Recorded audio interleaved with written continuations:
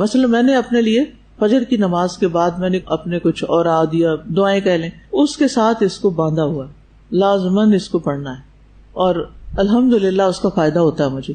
کل سے کچھ لوگوں نے جو فیڈ بیک مجھے ڈائریکٹ دی اس میں الحمدللہ 3 لوگ ایسے تھے جنہوں نے اپنی بیماری کا ذکر کیا، جیسے سر درد یا کچھ اور پھر کہا کہ میں نے جب یہ تسبیح مسلسل پڑھنی شروع کی اور اس کے بعد میری بیماری غائب تھی، اور مجھے حیران کن انکشاف ہوا. اگر ایک بندہ کہتا تو میں کہتی چلے اس کا ایکسپیرینس ہے، جب ایک بات 3 بندے کہہ رہے ہیں تو اس کا مطلب ہے کہ پھر کچھ ہے صحیح اس میں.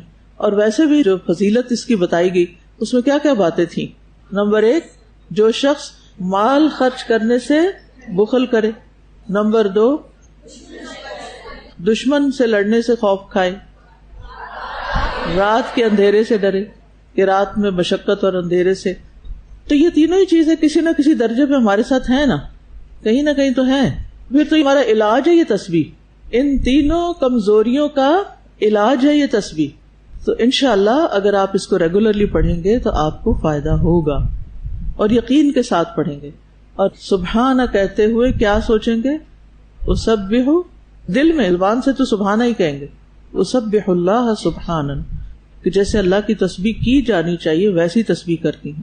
الحمدللہ کہتے ہوئے کیا سوچیں گے؟ محبت کے ساتھ اللہ کی تعریف کریں گے. اچھا، کون سی تعریف؟ اللہ کے تو بہت خوبصورت نام ہے، افعال ہیں، وہ کس بات پہ تعریف؟ میں اس کو اس طرح لیتی ہوں کہ جس سچویشن میں ہوتی ہوں نا، اس سچویشن کے اندر جو مجھے خیر نظر آ رہی ہوتی، چاہے وہ تکلیف کی حالت کیوں نہ ہو، اس کے اندر جو خیر نظر آ رہی اس پہ میں پھر دل سے کہتی ہوں الحمدللہ. اور اگر آپ اپنے دماغ کو اس کام پہ لگا دینا کہ وہ ذرا خیر کی باتیں چننے لگے، نعمتیں گننے لگے، تو پھر آپ انشاءاللہ محبت سے ہی حمد کریں گے اللہ کی. اور آج ہم پڑھیں گے واللہ اکبر. ٹھیک ہے، تو انشاءاللہ شروع کرتے ہیں. سب مل کے یہ تسبیح ایک دفعہ پڑھیں.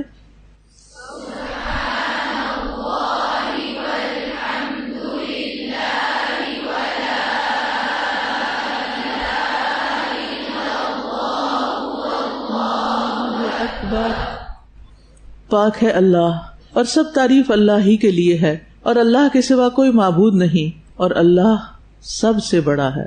واللہ اکبر، یعنی اس میں یہ اقرار کیا جا رہا ہے کہ اللہ سب سے بڑا ہے، اور ہم اللہ کی تسبیح بیان کرنے، حمد بیان کرنے سے قاصر ہیں. ہم حق ادا ہی نہیں کر سکتے کیونکہ وہ بڑی عظمت والا ہے، بڑی شان والا ہے، یعنی ہم اس کا ادراک ہی نہیں کر سکتے وہ کتنا بڑا ہے. آپ میں سے کوئی بتا سکتا ہے اللہ کتنا بڑا ہے؟ نہیں بتا سکتے نا، کیونکہ ہمارے پاس کوئی پیمانہ ہی نہیں ہے، وہ پیمانوں سے بھی بالا ہے. بس ہمارا یہ عقیدہ ہے، ہمارا یہ یقین ہے کہ وہ سب سے بڑا ہے.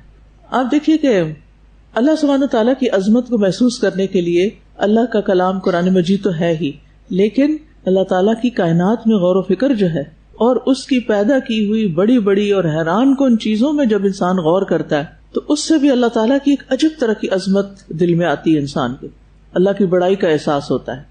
ہماری زمین کس نظام کے اندر ہے؟ اسے کیا کہتے ہیں؟ نظام شمسی یا سولر سسٹم. کہا جاتا ہے کہ تقریباً 400 ارب کے قریب نظام شمسی ہیں، نظام شمسی ہیں. ٹھیک ہے، اور ہماری جو کہکشاں ہے جس میں یہ نظام شمسی ہے یہ ایک اوسط درجے کی ہے، درمیانے درجے کی ہے، بہت بڑی نہیں، اس سے بڑی کہکشائیں بھی ہیں. اور آپ دیکھیے کہ ہماری کہکشاں سے جو قریب ترین کہکشاں ہے اس میں تقریباً 1000 ارب سورج، ایک کہکشاں کے اندر صرف 1 ارب نہیں، 1000 ارب سورج پائے جاتے ہیں. شمس سورج کو کہتا ہے. نظام شمسی کا مطلب ہے کہ آپ کو جو سورج نظر آتا ہے اس سورج کے ارد گرد کچھ سیارے گھوم رہے ہیں، ان میں سے ایک چھوٹا سا سیارہ جو ہے بلو ڈاٹ، وہ کیا ہے؟ زمین ہے آپ کی جس پر آپ رہتے ہیں. اور یہ کتنی بڑی ہے، گھوم پھر کے دیکھ لی ساری، ہم میں سے کسی نے بھی نہیں دیکھی.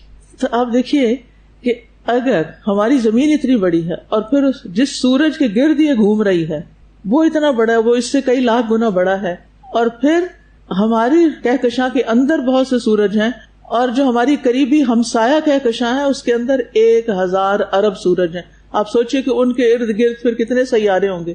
کچھ امیجنیشن میں آ رہے، دماغ میں سما سکتا ہے. پھر آپ دیکھیے کہ جو یہ 7 والی کہکشاں میں سورج ہیں، سائنسدان کہتے ہیں کہ وہ ہمارے سورج سے دگنے یا تگنے حجم کے ہیں، یعنی اس سے بڑے ہیں وہ. اور پھر ایسی کہکشاؤں کا مجموعہ ایک لوکل گروپ کہلاتا ہے، اور اب تک کی معلومات کے مطابق ہم جس لوکل گروپ میں ہیں اس میں 54 کہکشائیں دریافت ہو چکی ہیں، اور پھر جیسے لوکل گروپ بنتے ہیں کہکشاؤں کے، ان سے مل کر کلسٹر بنتے ہیں۔ ہمارا لوکل گروپ ورگو کلسٹر کا حصہ ہے جو 100 لوکل گروپس پر مشتمل ہے، اور پھر 2014 میں سائنسدانوں نے اعلان کیا کہ ہمارا ورگو کلسٹر بھی ایک سپر کلسٹر کا چھوٹا سا حصہ ہے، ٹھیک ہے۔ اور پھر 2015 کی تحقیق کے مطابق، ابھی تو اور بھی آگے بہت کچھ ہو گیا ہوگا، قابل مشاہدہ یعنی کہ انسان دیکھ پائے جس کائنات کو، اس میں تقریباً 1 کروڑ سپر کلسٹر موجود ہو سکتے ہیں، اور یہ 10 سال پہلے کی ریسرچ ہے۔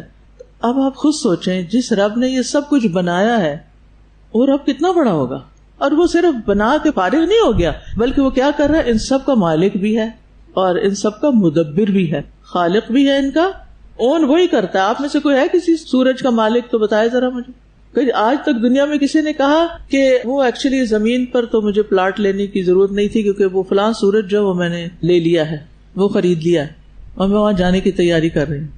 ذرا دیکھیں تو صحیح، جانا تو دور کی بات، ہم تو اتنے عاجز ہیں کہ نیکڈ آئی سے دیکھ بھی نہیں سکتے اس کو۔ تو آپ خود سوچئے، یہ تو بس ایک چیز ہے نا جو آسمان و خلاؤں میں بنی ہوئی ہے، اور یہ سما دنیا ہے یہ آپ کا۔ اس سے اگلا جو آسمان ہے وہ اس سے ایک روایت کے مطابق 500 سال کے فاصلے پر ہے، وہاں کیا کچھ ہوگا، پھر اس سے آگے کیا ہوگا، پھر اس سے آگے کیا ہوگا، پھر اس سے آگے۔